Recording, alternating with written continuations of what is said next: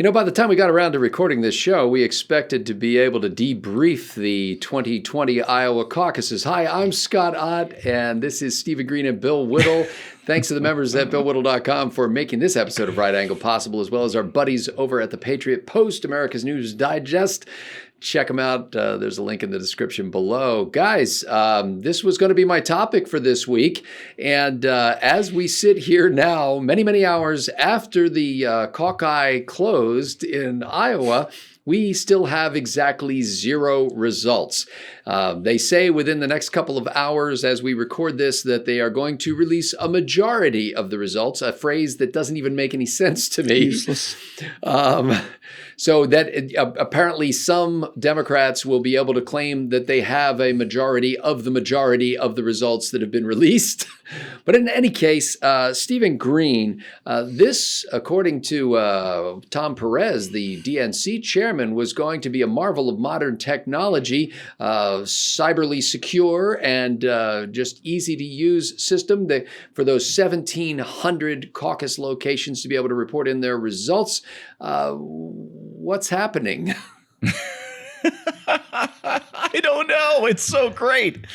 Look at this. What we should be doing today, had the Democrats had any competence, was pretty much the same thing everybody else is doing today and sort of handicapping everybody's odds going into New Hampshire. Oh, well, this candidate underperformed, and so he's going to have to do this and this thing, and that candidate overperformed, which is going to help him going into New Hampshire and Nevada primary voters the week after, blah, blah, blah, blah, blah. Instead, we have the biggest, most public display of incompetence I can think of.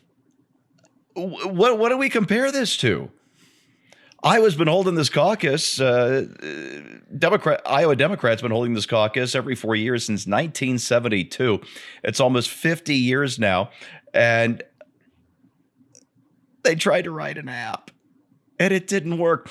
And I was hoping for a little bit of chaos. You remember 2008, Rush Limbaugh had his Operation Chaos, which was to get Republican voters to vote for Hillary in the primary against Obama to draw things out, increase the bloodletting, and really try and increase the bad blood between Obama and Clinton. It was kind of genius.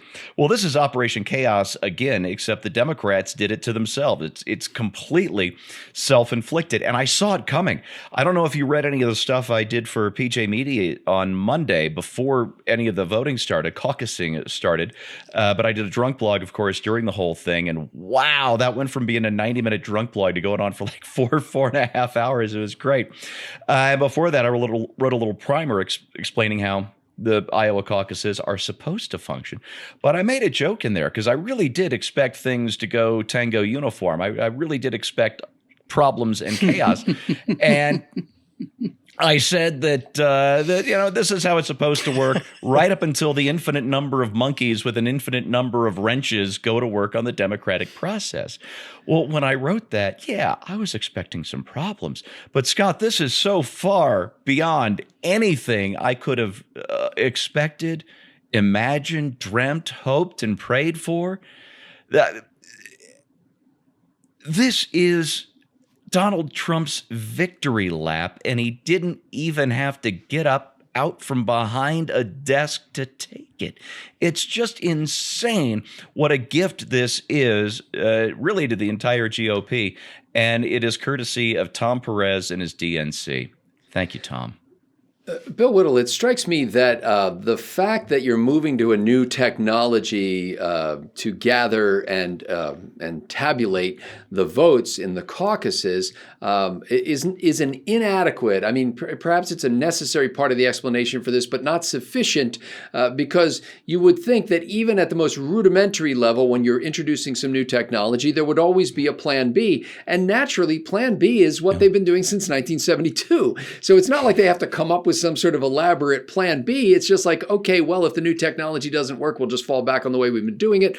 And in fact, they had all the data at the caucus sites, but for some reason could not implement Plan B. Bill, I've got to wonder, in this case, at the Democratic National Convention, will they actually even nominate a vice presidential running mate for whoever gets the nomination? I mean, they seem incapable of having a Plan B.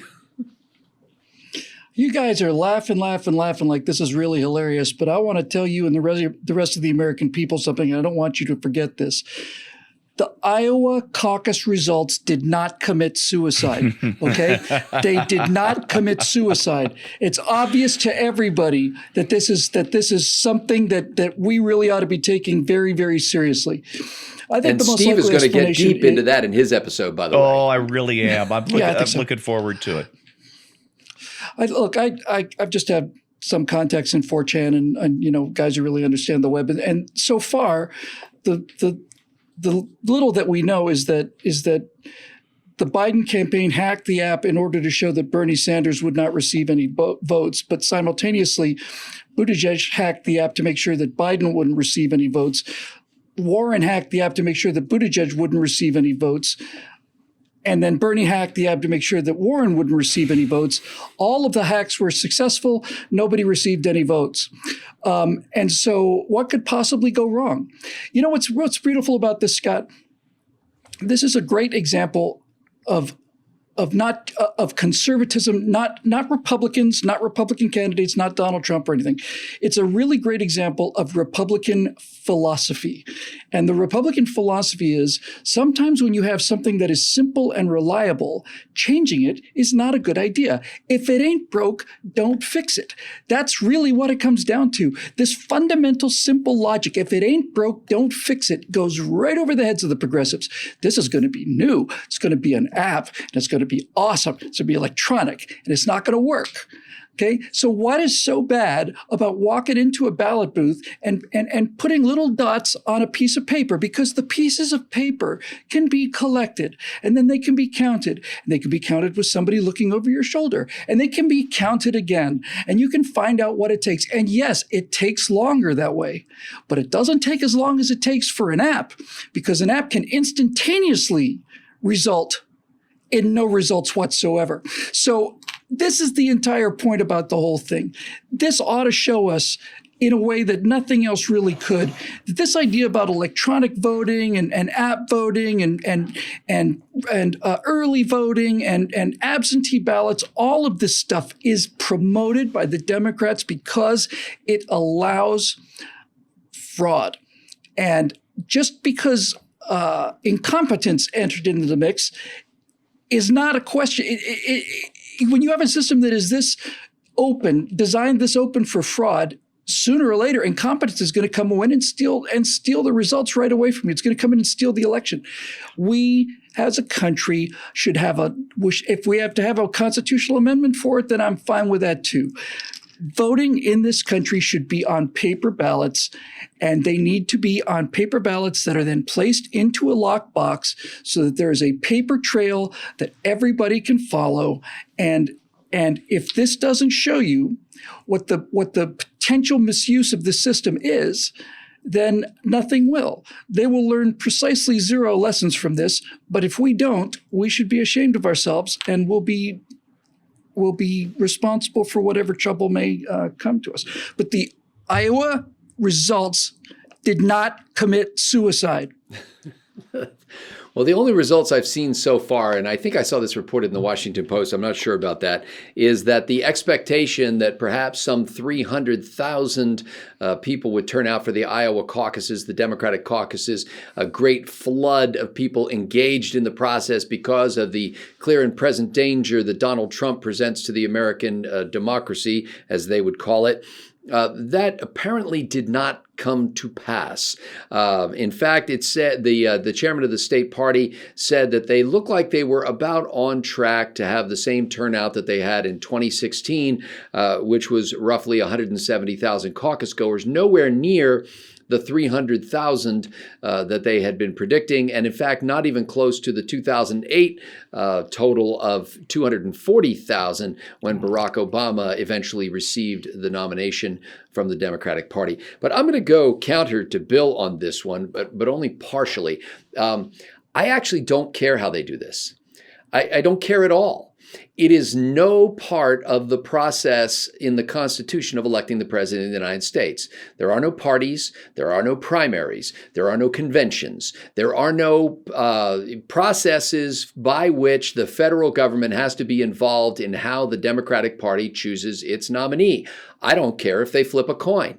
They're free to do so. They can draw straws. I don't care if they have an arm wrestling tournament, in which, of course, Amy Klobuchar would then be the nominee. I don't. No, Joe Biden would win. Although Tulsi Gabbard, I think it would come to a dead heat between Amy and Tulsi. I literally don't care whether they use paper ballots or computers or apps that function or apps that don't function. I think that we have gotten all caught up in this primary process as if it's some part of the constitutional way of choosing the President of the United States. There is a private organization that's called the Democratic Party. And the Democratic National Committee, or this Democratic Party, is trying to come up with a way to put up somebody that has a coalition of voters behind him or her so that they can mount a run for the White House. But how they pick that person, I don't care. I don't care how much corruption is involved in picking that person. If they want to get together in a smoke-filled room and have just the most wealthy members of that party decide who gets to be the nominee, that's fine with me too. Because the only election that really matters in this country for the presidency is the general election that happens in the fall. So screw it up all you want, Democrats. We'll just come out in November and decide what we want to do. For Bill Whittle and Stephen Green, ballots. I'm Scott Ott. Thanks for watching Right Angle. If you'd like to become a member, go to BillWhittle.com and click that Become a Member link.